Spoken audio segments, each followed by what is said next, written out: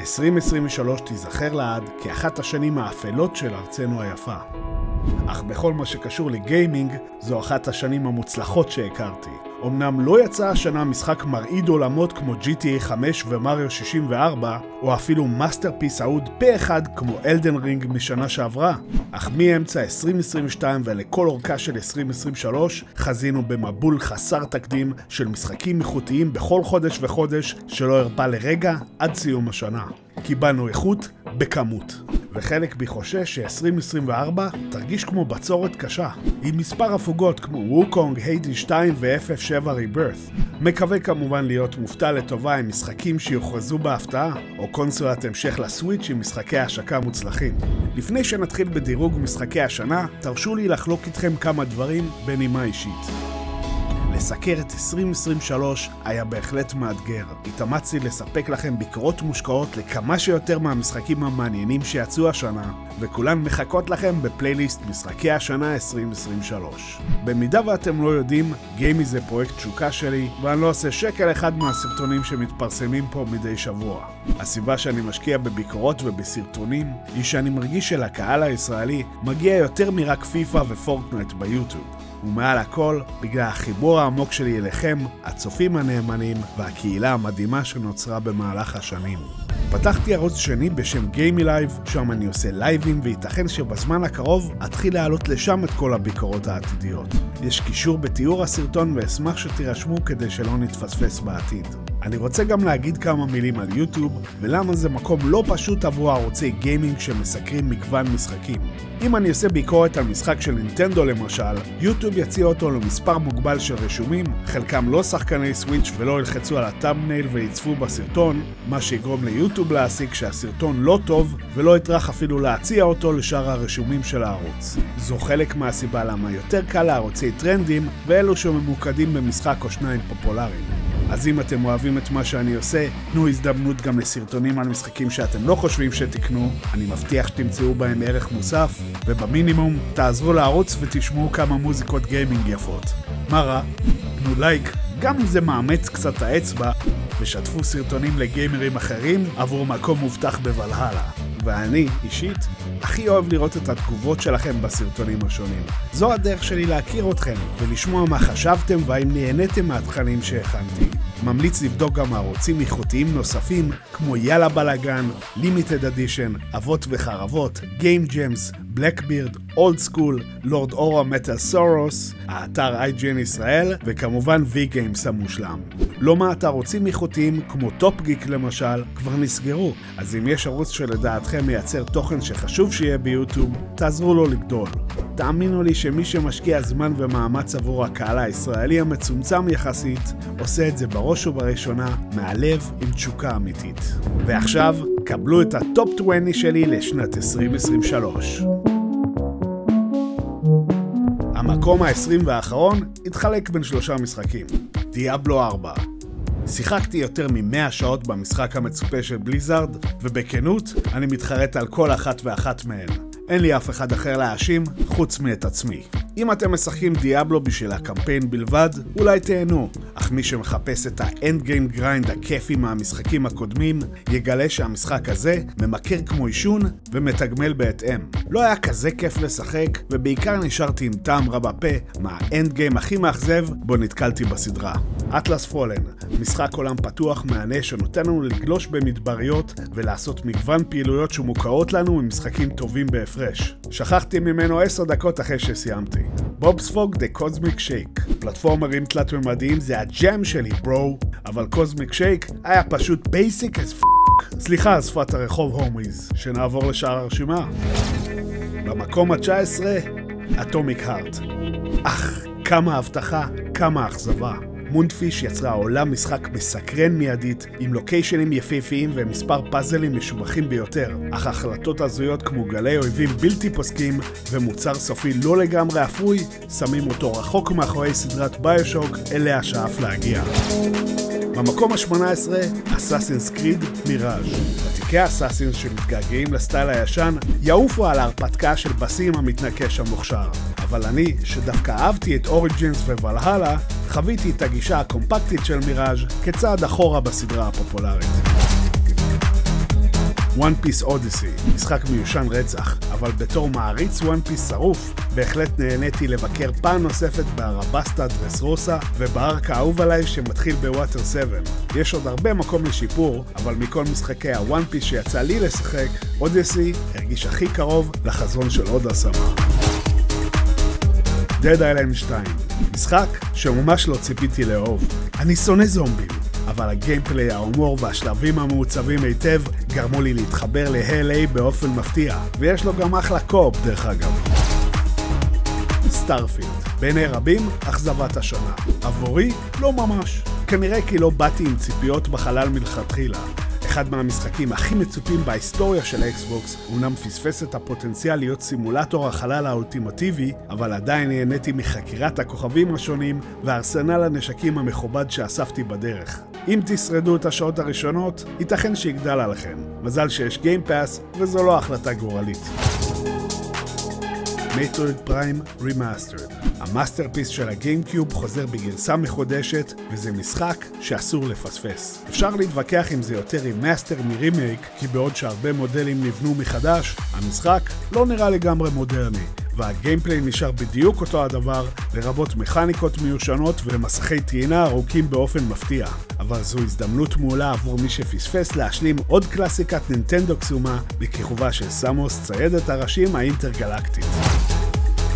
Dead Space Remake. ואם כבר דיברנו על השלמת קלאסיקות, השנה קיבלתי הזדמנות לשחק סוף סוף במשחק האימה בחלל האיקוני, ונהניתי מכל רגע בתחנת החלל הקריפית ביותר בה נתקלתי מאז הנושא השמיני חלק 2.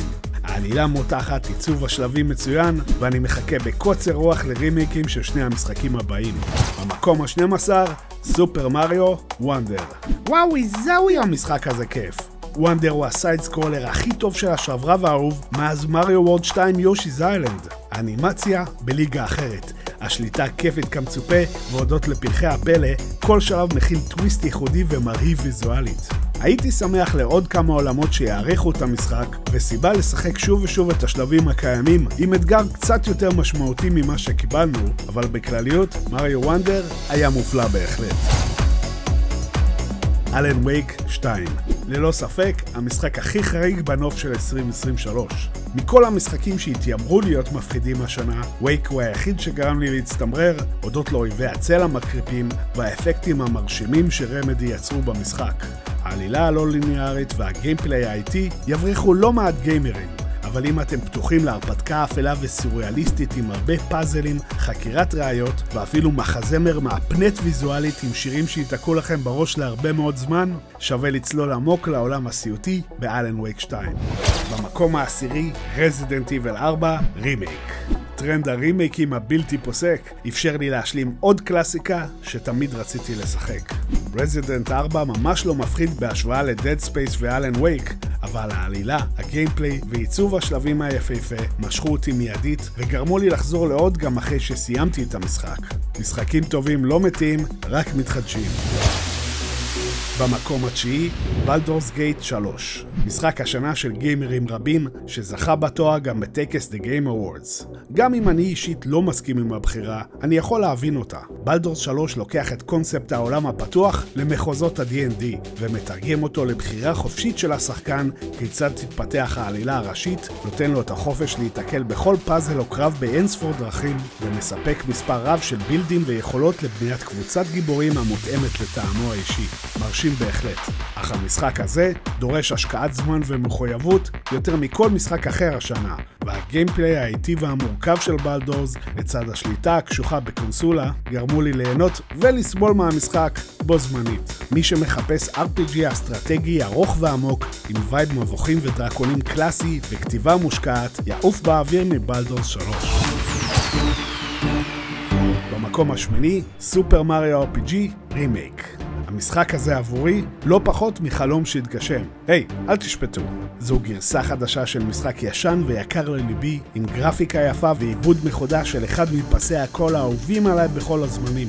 הרימייק עולה קצת יותר מדי נאמן למקור, והייתי שמח לעוד תוספות שיעריכו את חוויית המשחק. במיוחד לאור העובדה שנינטנדו הפכה אותו לקל יותר, הודות למספר שינויים שהוסיפה ברימייק. אבל בסוף היום זה עדיין אחד מהמשחקים הטובים ביותר של מריו ובכלל. או שסתם התעברתי מאובר נוסטלגיה? תגידו לי אתם. במקום השביעי, הוגוורטס לגאסי. סוף סוף משחק הארי פוטר, שהוא לא ערימת זבל בוערת, או משחק לגו נוסף. בעוד שלגאסי סובל מהרבה מחלות של משחקי עולם פתוח, כמו משימות חזרתיות, והרבה יותר מדי קולקטיבלס חסרי משמעות, עדיין מצאתי את עצמי עם חיוך גדול על הפנים לאורך ההרפתקה הקסומה. הוגוורטס הוא אחד מהלוקיישנים היפהפיים והמורכבים שראיתי במשחק. לחימה נגד מפלצות וקוסמים אפלים עם ארסנל כישופים ושיקויים היא כיף של ממש, ולעלות על מטאטי הקסמים לטיסה מהירה מעל הוגסמייד והוגוורטס הייתה חוויה שלא אשכח במהרה. תנו לי קצת פחות חפירות ויותר גיוון בלוקיישנים, ויאללה, אני מוכן למשחק ההמשך. במקום השישי, פיקמין 4. המשחק הטוב ביותר בסדרה המעולה והלא מוערכת באופן נפשע של נינטנדו. להוביל את הפיקמינים המצחיקים ברחבי עולמות ריאליסטיים ולשלוח אותם לקרבות או בניית קשרים זה כיף מתמיד. והודות לאוצ'י, כלבנו הנאמן והשימושי, מצבי המולטיפלייר הכיפים, קמפיין מעולה ותוכן אנד גיים ארוך ואיכותי במיוחד, המשחק הרביעי הוא בין משחקי הסוויץ' הטובים ביותר, גם בשנתו השישית המוצלחת באופן מפתיע. מסתבר שאפילו אני יכול ליהנות ממשחקי האסטרטגיה, כל עוד זה מונגש בצורה הייחודית של נינטנדו. חוץ מפייר אמבלם אנגייג', זה היה כבר יותר מדי בשבילי. במקום החמישי, Lies of P. מה קורה כשמפתחת חוץ מפרום סופטוור מנסה לייצר המשך רוחני לאחד ממשחקי הסולס האהובים ביותר, בלאדבורן האגדי? במקרה של סטודיו ניוויז, הצלחה בקנה מידה שאפילו אני שהתלהבתי ממנו מהשנייה שהוכרז, לא יכלתי לגמרי לצפות. Lies of P מביא את פינוקיו לעולם היסטורי ואפל, בו בובות רצחניות קמות לתחייה, ואפילו ג'פדו משדר ססיות מדאיגה. המשחק אמנם לא מתעלה על בלאדבורן, אבל מגיע קרוב באופן מפתיע, עם עיצוב יפהפה וגיימפליי הדוק שיגרום לכל מעריץ סולס להרגיש לגמרי בבית. 2023 הייתה שנה מאוד חזקה של הגיימפאס, ו-Lies of P Day 1 היה בעיניי הדובדבן שבקצפת. מחכה בקוצר רוח למשחקים הבאים של המפתחת המפתיעה של השנה. במקום הרביעי, Star Wars Jedi Survivor. משחק מלחמת הכוכבים הכי טוב אי פעם? ייתכן בהחלט. ההמשך של Fallen Order התעלה על קודמו בכל פרמטר וסיפק הרפתקה משגעת ברחבי הגלקסיה. הקומבט וההתניידות תענוג של ממש. העלילה מעניינת והמוזיקה ג'ון וויליאמסית גורמת לכל הנפת לייטסייבר להרגיש חזקה עם הכוח. חבל שהשקתו במחשב ובקונסולות סבלה מתקלות וביצועים לא טובים, אבל מאז המצב השתפר ואני ממליץ לכל מעריץ סטאר וורס להצטרף למסע האפי של קהל. במקום השלישי, פיינל פנטזי 16. הסדרה האהובה חזרה לגדולה. אחרי שנים של המשכים בינוניים ומטה, למעט פיינל פנטזי 7 רימייק האדיר, מגיע אחד מהמשחקים היפים שראיתי, עם עלילה מותחת המושפעת מאוד ממשחקי הכס, ובוסים אפים שצריך לראות כדי להאמין. דווקא הדברים שתמיד פעלו בסדרה פחות חזקים הפעם. עליית רמות, בניית קבוצה מאוזנת, ועמודי תווך אחרים של משחקי RPG, הופשטו יתר על המידה במשחק. הסייד קווסטים סתמיים ברובם, למעט אלו לקראת סוף המשחק, וחקירת האזורים הענקיים מוגבלת מהצפוי, ומובילה לעתים קרובות לחפצים שוליים ומאפנים, במקום אוצרות המתגמלים שחקן יסודי. אך הקומבט הממכר, הסאונדטרק המעולה, העלילה הסוחפת המדובבת היטב, והבוסים שהשאירו אותי עם פה פעור, גרמו לי הנאה שלא הרגשתי ממשחק חדש בסדרה מאז פיינל פנטזי 10 בפלייסטיישן 2, ונתנו לי תקווה מחודשת לגבי העתידה של אחת מסדרות הגיימינג האהובות עליי בכל הזמנים. במקום השני, מוכנים? ספיידרמן 2. המשחק הזה הוא כמעט סמל לרוב המשחקים הגדולים של 2023. הוא משחק המשך גדול וטוב יותר מקודמו, שלא חידש או שינה הרבה מהנוסחה המוצלחת. אם הפשע הכי גדול של משחק זה שהוא רק סיפק למעריצים מה שהם רצו, אז וואלה, שאלו יהיו הצרות שלנו. המשחק הוא רכבת הרים בלתי פוסקת של אקשן מרהיב ועלילה מרגשת. זה שובר קופות הוליוודי גדול, גרסת הגיימינג. הגרפיקה מהממת, המוזיקה מעולה, הגיימפליי כיף ברמות, הוויס אקטינג מושלם, כל מה שאנחנו אוהבים במשחק נמצא פה, הוא ברמה הגבוהה ביותר. הדבר הכי גרוע שאני יכול להגיד על המשחק הזה זה שהוא נגמר כשעדיין היה לי חשק להמשיך לשחק, ואם זה לא סימן למשחק חובה, אני לא יודע מה כן. אינסומניאק, שיחקת אותה בנועל. רק בבקשה אל תהפכי לנו למפעל משחקי מארוול בלבד. ובמקום הראשון, פיפה 24, FC ספורט EA משהו. אני אמנם לא סובל כדורגל, אבל הלא פיפה החדש גרם לי לראות את האור. ההרפתקה האפית מתרחשת ברחבי מגרשים ירוקים אדירים עם מספר פיקסלים גבוה מאי פעם, בהם נרדוף שוב ושוב אחר כדור במטרה לקלל את השופט על פנדל לא מוצדק לטובת הקבוצה המתחרה. רגע, יש מצב שהרשימה התבלבלה לי.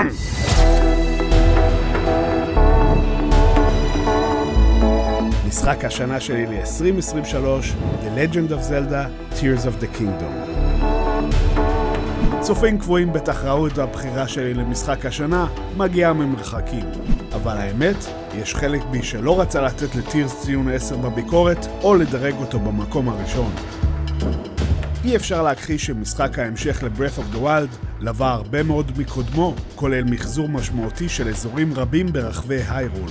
אך העולם הפתוח אולי הטוב ביותר שנוצר, הורחב בהפרש עם האפשרות לחקור איי שמיים רבים גבוה מעל העננים, ואת המעמקים המסתוריים הענקיים מתחת לפני הקרקע. גם האזורים שכבר הכרנו הורחבו והתפתחו, והשינוי המשמעותי מכולם, מכניקת הבנייה החדשה שפתחה אפשרויות אינסופיות להתניידות ואינטראקציה עם העולם, ושינתה לחלוטין את תפיסתנו לגבי מה שאפשר לעשות במשחק זלדה ובמשחקי וידאו בכלליות. טירס הביא את הקונספט של לגו למשחק הרפתקאות AAA. אם Breath of the Wild היה 9.5 או 10 מתוך 10, איזה ציון עוד אפשר לתת למשחק ששיפר אותו בכל פרמטר, הרחיב עליו באינספור דרכים מקוריות ומענות, והחזיר את הדאנג'נים הקלאסיים שהיו כל כך חסרים לי בקודמו. יש פה עולם פתוח מפורט ומסקרן, עיצוב מיוחד ויפהפה, ומאות שעות של גיימפליי מענה שנותן לשחקן לחקור את היירול עם כל כלי שעולה בדמיונו. אין אף משחק אחר השנה שמציע ערך כזה עבור המחיר, ומבחינתי Tears of the Kingdom הוא עוד משחק מושלם בסדרת המשחקים האיכותית ביותר שקיימת בגיימינג. לסיכום, למקרה שתהיתם למה Hi-Fi Rush, Sea of Stars ופיצה טאוור לא ברשימה, הסיבה היא שלא הספקתי לשחק בהם מספיק, אבל בזמן הקצר שהיה לי איתם, שלושתם נעמו לי מאוד.